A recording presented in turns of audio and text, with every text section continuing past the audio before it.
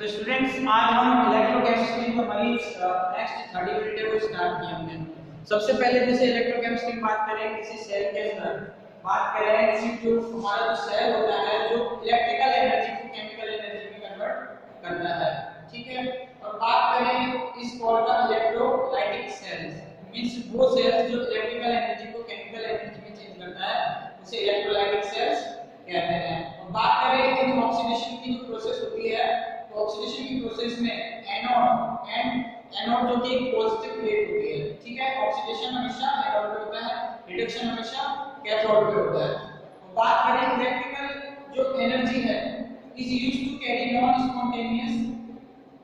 Means एक और बात करें अस्वतः प्रवर्तित स्पॉन्टेनियस मींस स्वतः प्रवर्तित मींस इलेक्ट्रिकल एनर्जी है ये खुद नहीं बनती है, इससे ये रिएक्शन के थ्रू बनती है। बहुत सी ऐसी स्पॉन्टेनियस प्रोसेस पढ़ेंगे कि ऐसी प्रोसेस जिसमें वो अपने आप ही होती हो।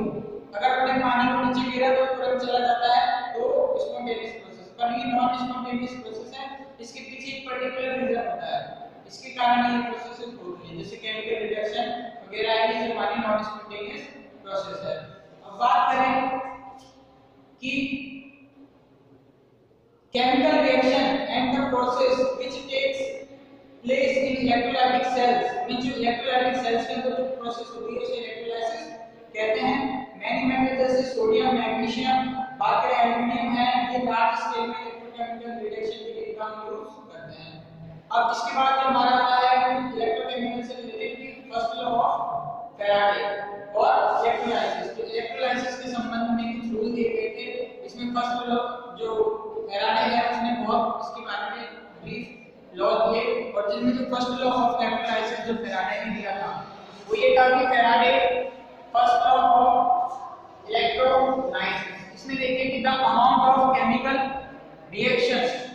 जो अमाउंट है केमिकल रिएक्शन का which occur at any electrode means बात करें जो भी केमिकल रिएक्शन चाहे किसी भी इलेक्ट्रोड पे हो, एनोड पे हो चाहे कैथोड पे हो, तो बात करें कि which occur at the electrode during electrolysis electrolysis के दौरान, तो बात करें when passing current is proportional means अगर किसी भी इलेक्ट्रोड पे रिडक्शन हो रहा है और उसके अंदर मतलब कोई भी रिएक्शन हो रही है और उसके अंदर करंट पासिंग कर रखा है, उसके अंदर जो करंट पासिंग कर रखा है passing current is proportional to the जो करंट पास कर रखा है वो किसके प्रोपोर्शनल होगा, is proportional to the quantity of electricity उसके अंदर जो इलेक्ट्रिसिटी है उसके प्रोपोर्शनल होगा। जो करंट हमने बात करें कि इस इलेक्ट्रोलाइसिस जो passing through the proportional to the quantity of electricity passing through the electrolyte means जैसे जो इलेक्ट्रोड में जो इलेक्ट्रोलाइसिस की जो प्रोसेस है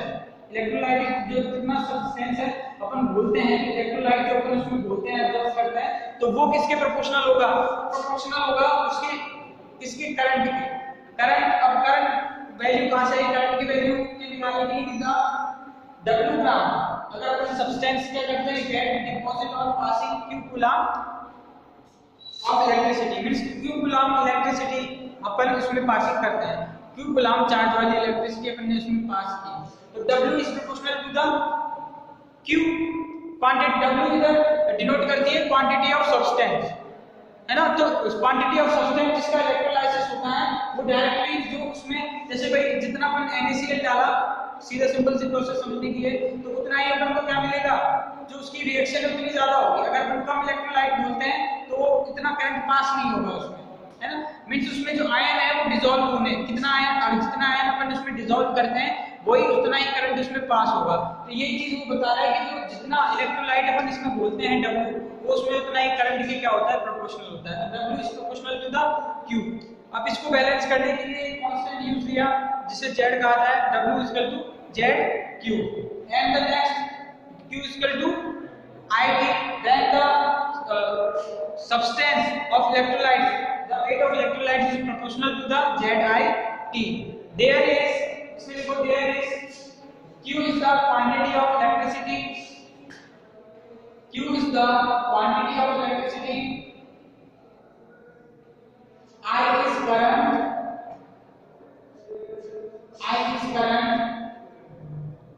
T is time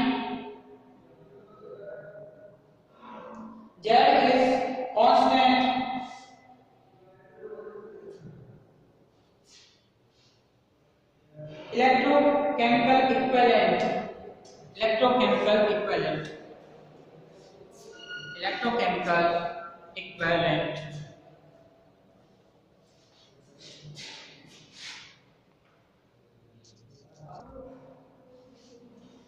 तो यहाँ पे देखो Faraday second law of electrolysis, Faraday का जो सेकंड लॉ है इलेक्ट्रोलाइसिस से ये है कि the amount of different substance, different पदार्थों मींस अलग अलग पदार्थों का जो मात्रा है, अलग अलग पदार्थों की जो मात्रा लिबरेटेड बाय सेम क्वांटिटी, अलग अलग पदार्थों की जो मात्रा है, अमाउंट है, वो हम सेम क्वांटिटी में लें, सेम क्वांटिटी ऑफ इलेक्ट्रिसिटी, और उनमें क्या करें, सेम क्वांटिटी ऑफ इलेक्ट्रिसिटी अपन बहाएं। मींस अपन को लेना है the amount of different substance, अलग अलग जो सब्सटेंस है उनका एक फिक्स अमाउंट लेना है और उसके अंदर सेम इलेक्ट्रिसिटी, सेम क्वांटिटी में electricity passing through the electrolytic solution, electrolytic solution से अपन पास करेंगे उसमें। और बात करें are proportional to their chemical equivalent weight, तो उनके केमिकल इक्विवेलेंट वेट के क्या होंगे, वो प्रोपोर्शनल होंगे। मींस जैसे W1 है, ठीक है, W1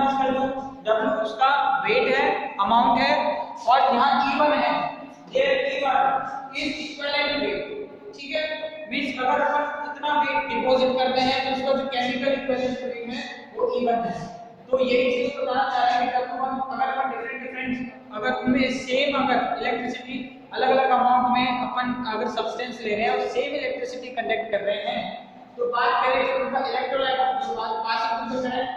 तो देयर सॉल्यूशन आर, जो करंट जो है is proportional to their chemical equivalent weight, वो उनके केमिकल इक्विवेलेंट वेट के प्रोपोर्शनल होगा। तो means W1 is equal to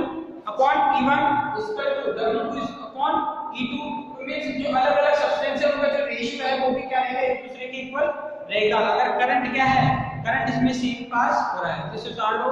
उतार दिया, उतारने के बाद देखो here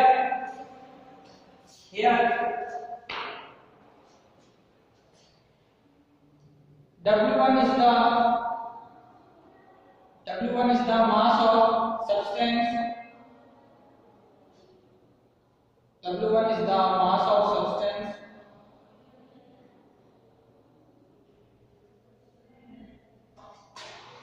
and E1 is its equivalent weight,